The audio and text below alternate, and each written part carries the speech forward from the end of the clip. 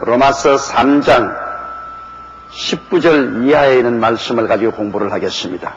로마서 1장은 이방인의 죄, 2장은 유대인의 죄, 3장은 온 인류는 모두 죄인인 것을 성경은 말하고 있습니다. 그래서 이방인이든 유대인이든 온 세계인 모두가 다 죄 아래에 있다는 것, 하나님의 진노와 심판 아래에 있다는 것을 이 로마서는 우리에게 밝히 보여주고 있습니다. 19절 우리 다 같이 읽으십시다. 우리가 알거니와 무릇 율법이 말하는 바는 율법 아래에 있는 자들에게 말하는 것이니 이는 모든 입을 막고 온 세상으로 하나님의 심판 아래에 있게 하려 함이라. 여러분, 법이 없으면 죄가 들어와도 죄인 줄 모릅니다. 예를 들어 말하면 나 이외에 다른 신을 두지 말라. 그런 하나님 법이 없으면 다른 신을 두어도 그게 죄인 줄 모릅니다. 그리고 우상에 절하지 마라. 이런 하나님의 법이 없으면 우상에 절하는 것을 죄책으로 느끼지 않습니다. 하나님 이름을 망령되이 부르지 말라. 그 계명이 없으면 하나님 이름을 마음대로 부르고 농담으로 사용해도 죄인 줄 모릅니다. 안식일 그렇게 지켜라. 그 하나님 법이 없으면 성의를 마음대로 안 지켜도 죄인 줄 모릅니다. 제가 일본에서 복음을 전가하면 가장 곤혹스럽게 느끼는 것이 그것입니다. 일본은 일찌감치 유교도 뿌리를 내리지 못했고 기독교도 뿌리를 내리지 못했습니다. 그렇기 때문에 유교적인 법도 기독교의 10계명도 국민들에게 알려지지 않았습니다. 이러므로 일본 국민들의 가장 어려운 점은 죄책이 없어요. 죄책이. 죄를 회개하라 그러면 무슨 죄가 있느냐? 무슨 죄 지었냐? 왜? 유교의 가르침이나 그렇지 않으면 10계명을 알지 못하기 때문에 죄가 죄인 줄 모르는 것입니다. 어둡고 캄캄한 방에는 여러분 쥐가 있든 쥐똥을 쌌든 쥐오줌을 쌌든 얼마나 더러워도 안 보이니까 모르지요. 좋다고 거기에서 자지요. 그러나 깨고 보면은 창문을 열고 보면은 온데 쥐똥이고 쥐오줌이고 하는 그때가 기가 막히죠. 어두운 데 있으면 알 수가 없어요. 빛이 들어와야 알죠. 여러분께서 잘 아는 우리 한국 불교에서 이야기 원효대사하고 자장율사하고 같이 당나라에 공부를 하러 가다가 배를 타려고 기다리는데 비가 와서 그 당시에는 열린 공동묘지가 있기 때문에 묘지에 들어가서 비를 피하고 잠을 잤다고 합니다. 밤에 목이 말라서 원효대사가 들어보니까 그릇에 바가지에 물이 있거든. 좋다고 마셨어요. 아주 기분이 좋고 시원해서 마셨는데 아침에 일어나면 해골 바가지 물이라. 그러니 저녁에는 아주 시원하고 잘 마셨는데 이제 빛이 들어와 보니 해골 바가지 물이라 막 토하고 뒹굴고 야단을 했다. 그래서 일체유심이라 다 마음에서 나오는 것이라고 알고 그는 공부하러 가지 않고 그냥 신라로 돌아갔다고 하는 말이 있습니다. 여러분, 사람이 모를 때는 죄가 안 돼요. 죄인데도 불구하고. 그러나 알고 나면 죄인 줄 알죠.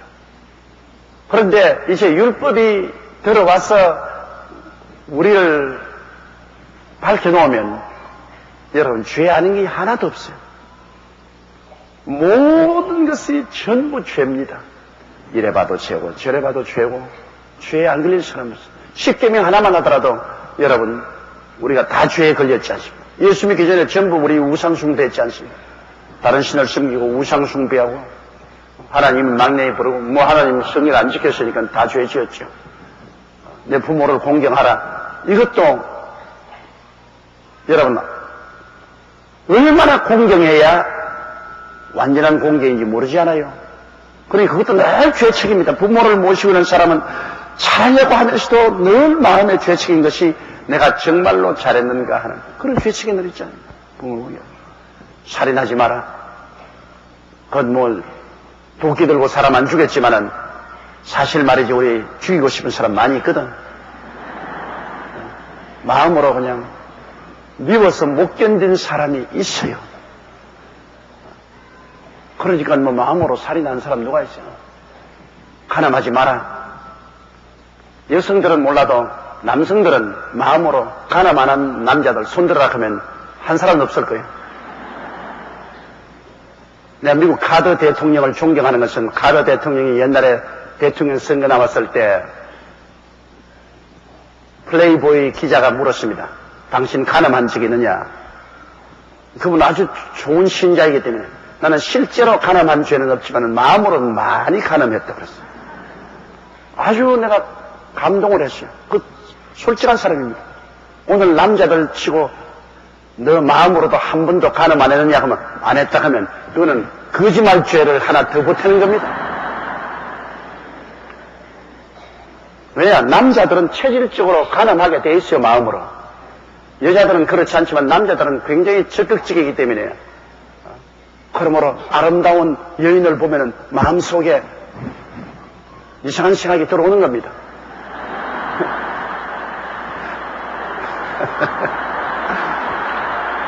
그 회개는 하고 자꾸 예수 그리스도의 보혈로 씻지만은 그래도 자꾸만 마음속에 그런 충동이 들어오는 것 어찌할 도리가 없죠. 그러므로 죄 안 지은 사람이 있어요? 안 지은 사람 아무도 없어요. 그리고 덕질하지 마라. 뭐 우리가 실제적으로 이웃 물건을 덕질 안 했다 해도 아주 적은 일에 많이 덕질합니다. 책 빌려오는 것. 이웃에 책 빌려와서 돌려준 사람 한 번도 못 봤어요. 나는 내 귀중한 책들 많이 없었습니다. 왜? 와서 빌려서 읽고 돌려주겠다 하는데 가면 하멍차삽니다. 책은 가버리면 없어요. 그래서 가끔 가다가 우리 친구 집에 가보면 내 책을 버젓이 자기 처제에다 꼽아놓고 있습니다. 책은 빌려가면 뭐 안 돌려주는 것이 상식으로 되어 있습니다. 그것도 도둑질하는 건 아닙니까? 우리가 믿기 전에 하나님 앞에서 11조 도둑질한 것은 그건 말할 필요도 없고요. 뭘 도둑놈이에요? 내 이웃을 거짓 증거하지 마라. 이것은 가장 많이 짓는 죄입니다. 이웃 사람에게 험담하는 거 말입니다. 정확한 인포메이션을 받지도 않으면서 이웃에 들은 이야기에 눈사람처럼 보태가지고서 자꾸 전달합니다. 그러니면 말이 꼬리를 무는데 가만히 앉아 들어보면 막 거짓말이 얼마나 많은지 말도 못해. 모두 다 이웃을 거짓 증거하는 죄를 짓고 있어요. 그 이웃을 탐하지 마라. 여러분, 탐하는 사람 누가 있어요? 남이 옷 하나 잘 입어도 이야, 참 옷 잘 입었네. 어떻게 해서 옷을 저런 좋은 옷을 입냐? 도둑질 하지 않냐? 옷장 좋은 거 보면은 그만 시기가 나서 그 동기를 나쁘게 헐뜯거든요. 더구나 우리 한국 사람 치고 여러분, 이웃이 잘 때면 배 안 아파하는 사람 없거든. 다 배 아파합니다. 그러므로 하나님의 단지 10계명만 갖다 놓아도 우리 안 걸릴 사람 아무도 없어요. 10계명을 다 지키고 하나님 앞에 당당히 설 수 있다는 사람 하나도 없어요. 예수님 이외에는 없어요. 10계명을 다 지키고 살려면 여러분 완전히 장가도 가지 말고 시집도 가지 말고 먹지도 말고 마시지도 말고 아예 옷도 입지 말고 산에 가서 굴 속에 들어앉아서 있으면 몰라도 이 세상에서 이 식주 문제를 해결하고 결혼해서 자녀를 키우면서 사는 인생살이를 하는 사람 중에 계명대로 다 지키고 사는 사람이 한 사람도 없습니다. 그렇기 때문에 성경은 의인은 없나니 하나도 없다고 말했습니다. 우리가 알거니와 우리가 안다는 말은 뭐냐? 너희들 다 상식적이 아니냐? 거짓말할 수 없지 않냐? 우리 다 알지 않느냐? 양심에 우리가 다 죄인인 것을 다 알지 않느냐? 그 말인 것입니다. 너만 아는 것이 아니라 너도 알고 나도 알고 우리 다 아는 사실이다. 우리가 알거니와 물론 율법이 말하는 바는 율법 아래 있는 자들에게 말하는 것이니 이는 모든 입을 막고 온 세상으로 하나님의 심판 아래 있게 하리라. 다만 입을 막아요. 율법 아래 있는 사람은 뭐 할 말이 없어요. 입이 12개 있어도 할 말이 없어요. 그럼 뭐 입 막고 다 나는 심판을 받아야 마땅합니다. 하나님 심판하소서. 나는 별 도리가 없습니다. 변명할 여지가 없습니다. 너도 알고 나도 알고 다 안다는 것입니다. 그렇지요, 여러분? 죄인 아닌 사람 손 한번 들어보세요. 한번 솔직히. 죄인 아닌 사람. 그럼 좋아요. 죄인인 사람 한번 손 들어보세요. 그러니까 하나님이 여러분을 구원해 주신 것입니다, 여러분. 죄인 아닌 사람이야 구원할 필요가 없죠. 죄인이기 때문에 구원받죠. 물에 안 빠졌으면 건질 필요가 없지 않아요. 물에 빠져 허우적이니까 건져주는 것이죠. 그러므로 우리는 다 이것도 알고 있어요. 하나님의 율법 아래 있는 사람은 다 입을 막고 한마디도 변명할 수 없습니다. 모두 다 죄인입니다. 모두 다 지옥으로 갈 수밖에 없는 것입니다. 그렇기 때문에 율법을 준 이유가 거기 있습니다. 죄 안 지었다고 큰 소리 하는 사람에게 율법이 와서 어디 죄 안 지었는지 한번 비교해 보라. 율법이 들어오니까 다 죄인이라. 율법이 들어오기 전에는 자기가 살아난 줄 알았는데 율법이 들어오자 다 죽어버렸어. 뭘 다 죽었어. 율법은 여러분 우리에게 주어지신 것은 우리를 구원하기 위해서 그런 게 아니라 우리를 죄인으로 잡기 위해서 주신 율법입니다. 그렇기 때문에 율법은 절대로 우리를 구원할 수 없는 것은 율법은 우리를 구원하기 위해서 주신 것이 아닙니다. 율법은 우리 죄를 드러나게 하기 위해서 주신 것입니다. 그렇기 때문에 율법 아래 의롭다함을 얻을 육체가 없어요. 오늘날 세상 종교들은 거의 다 율법 종교인데요. 선을 행해야 된다, 구제를 많이 해야 된다, 어떻게 해야 구원 받는다. 다 헛된 소리입니다. 이 세상에 율법으로서 구원받을 사람은 한 사람도 없습니다. 그 율법의 근본 목적이 우리 벗기는 데 있어요. 죄를 발견하는 데 있어요. 죄인으로 우리를 잡는 데 있기 때문에 율법으로서 율법 종교를 통해서 구원받을 사람은 아무도 없어요. 그걸 아무리 고행을 해도 소용이 없어요. 많은 사람이 고행을 하는데 고행을 해가지고서 율법을 이룰 수가 없어요. 20절요. 그러므로 율법의 행위로 그의 앞에 이롭다 하심을 얻을 육체가 없나니 율법으로는 죄를 깨달음이라. 보십시오. 율법이 오면 죄를 깨닫기 때문에 율법 아래서 하나님 앞에 의롭다함을 얻을 육체가 없습니다. 예수님께서 성전에서 가르칠 때 하나마다가 현장에 잡힌 여자 끌고 온 바리새인, 사두개인, 교법사들, 모세의 제자들입니다. 모세 율법 잘 알아요. 모세의 제자들이 가나마다가 현장에 잡힌 여자 끌고 와서 예수님 발 앞에 던져놓고 난 다음에 이 여자가 가나마다가 현장에 잡혔는데 모세의 율법에는 이런 여자는 돌로 쳐 죽이라고 했습니다. 여러분 그 장면을 보십시오. 이 사람들이 얼마나 삐뚤어졌는지. 가나마다가 현장에서 잡았으면 왜 남자를 안 잡고 오고 여자만 잡고 옵니까? 나는 늘 그 설교 읽을 때마다 그 퀘스천이 생겨요. 소문을 잡았으면 모르는데 현장에 잡았으면 현장에 여자 혼자서 어떻게 가늠합니까? 남자하고 같이 해야지. 그럼 잡았으면 남자도 같이 끌고 와야지. 근데 남자는 보내주고 여자만 끌고 왔어요. 이런 불공평한 일이 세상에 어디 있어요? 그러고 난 다음 예수님께 막 강압하라는 거죠. 당신은 어떻게 하겠나이까? 모세의 율법에는 이런 여자는 돌로 쳐 죽이라고 했는데 당신은 어떻게 하겠나이까? 그 예수님께서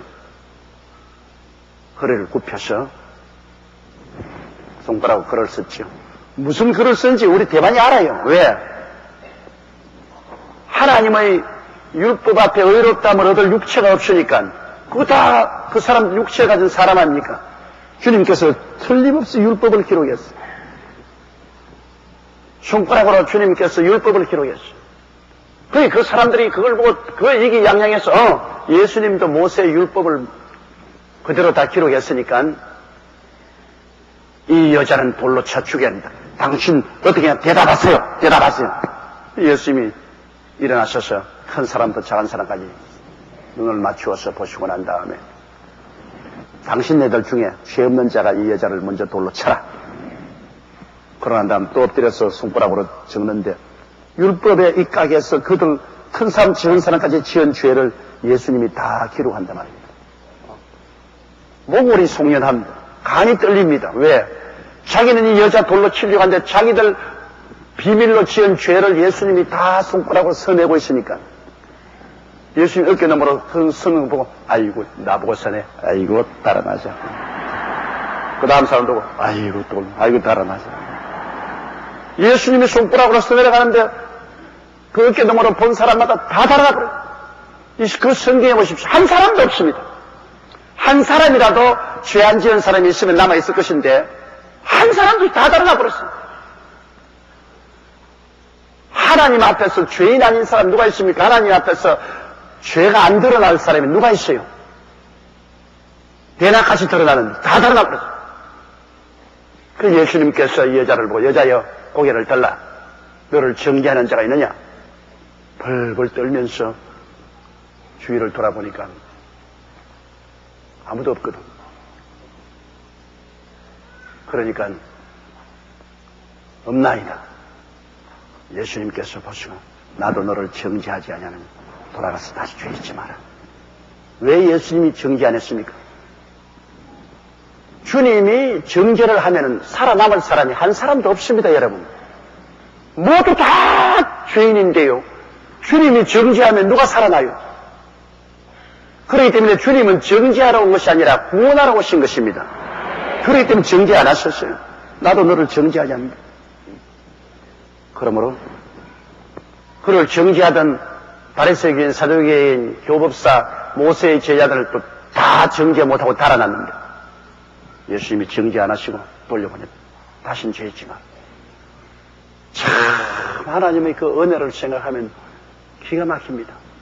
사람은 여러분, 나무의 죄는 쉽게 발견해요. 옛사람 말한 것처럼 나무의 죄의 망태기는 앞에다 걸어놓고 늘 쳐다보고, 자기 죄의 망태기는 뒤로 걸어놓고 안 보고. 성경에 유다 보십시오. 야곱의 12아들 중에 유다. 자기 아내가 죽고 난 다음에 양털 깎으러 가다가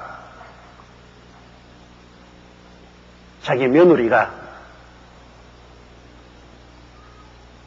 남편이 죽었는데 남편의 동생을 자기에게 안 주거든요. 유다나라 습관은 남편이 죽으면 남편 동생이 또 형수에게 또 결혼해서 자손을 이어줘야 돼요. 그러니 아예 형님이 결혼할 때 단단히 인물 좋은 여자를 택해서 결혼하라 해야지, 남편이 죽으면 동생이 별도리 없이 남편 부인에게 또 장가들어야 돼요. 습관도 희한한 습관이에요. 그랬는데 이 남편이 죽었는데 동생을 다말에게, 또 그 부인 이름이 다말이는 다말에게 또 장가 보냈는데 또 동생이 또 죽어버렸거든. 그 이제 형제간 둘이를 없애버렸어요. 그 부인이 결혼해가지고서. 그러니까는 아유, 유다가 생각하는 이제 마지막 막내를 주면은 또 죽으면 큰일 나겠거든. 이 여자는 남자 잡아먹는 여자인가 보다 이렇게 생각하고, 그래서 야, 너 친정 집에 가 있어라. 내 막내가 아직 자라지 않았기 때문에 크면 다시 막내를 내게 장가드리겠다고 해서 커도 안 보내는 거라. 그러니까 그 다말이 그 남편의 뒤를 이어줘야 되겠다. 다말의 그 심정이 그 혈액한 심정입니다. 어찌 남편 뒤 후손을 이어줘야 되겠다. 그래서 창녀의 옷을 입고 그 시아버지가 오는 길목에 기다리고 앉아있어. 그 시아버지가 지나가다가 창녀인 줄 알고 그 여자의 방에 들어갔어요. 그 다음에 나오면서 새끼 양 한 마리를 내가 보내주겠다 그러니까, 아니 그 필요 없고 새끼 양 올 때까지 당신 도장하고 지팽이를 내게 매기라 그랬어요. 그러니까 도장 주고 지팽이 매기. 그 다음 돌아봐서 자기 친구 보고 자 새끼 양 한 마리 갖다 주고 도장과 지팽이 찾아오니까 가보니까 온 데가 데 없거든. 주변에 물어봐도 여긴 창녀가 없습니다. 결국은 자기 며느리하고 시간을 잠시 보낸 겁니다. 근데 소문을 들으니까 며느리가 애가 가졌다 그러거든요. 그 며느리가 친정집에 가 있으면서 애를 가 있다니까 그 유다가 노발대발해서 당장 그 여자를 끌고 나와서 불로 태워 죽여라. 그러니까 그 여자가 좀 만석이 돼가지고서 걸려 나와서 장작불을 쌓아놓고 태워 죽이려고 할 때 그가 했으면 내가 잉태된 것은 바로 이 도장과 이 지팡이의 주인하고 관계에서 됐습니다. 유다가 불로 태우려고 와보니까 바로 자기 도장이고 자기 지팡이거든. 기가 막힐 일이 아닙니까? 그러니까 막 태아 죽은 거 다 없애버리고 쉬쉬 하고 말아봤습니다. 보세요. 자기의 죄에 대해서는 굉장히 관용하지요. 자기가 창녀인 줄 알고 들어간 것이 바로 자기 며느리였는데, 자기 며느리는 잉태했다고 써서 불로 태워 죽이라고 하면서 자기는 잘못한 것은 다 감춰버립니다. 사람들이란 그런 것입니다. 남에 대해서 비평은 어마어마하게 하면서 자기에 대한 것은 모두 다 싹 씻어버린 것입니다. 여러분, 하나님께서 우리를 정죄하시면 우리가 살아남을 자가 없습니다. 사람은 서로 자꾸 정죄해도 하나님은 우리를 정죄하려고 오는 것이 아니라 우리를 살리려고 하는 것이 하나님의 역사인 것입니다. 하나님의 아들을 이 세상에 주신 것은 우리를 정죄하려고 하는 것이 아니라 우리를 구원하기 위한 것입니다. 왜? 하나님의 율법 앞에 의롭다함을 얻을 육체가 없습니다. 어떠한 육체도 서양 육체, 동양 육체, 아프리카 육체라 할 것 없이 누구도 하나님 율법 앞에서 의롭다함을 얻을 육체가 없는 것입니다.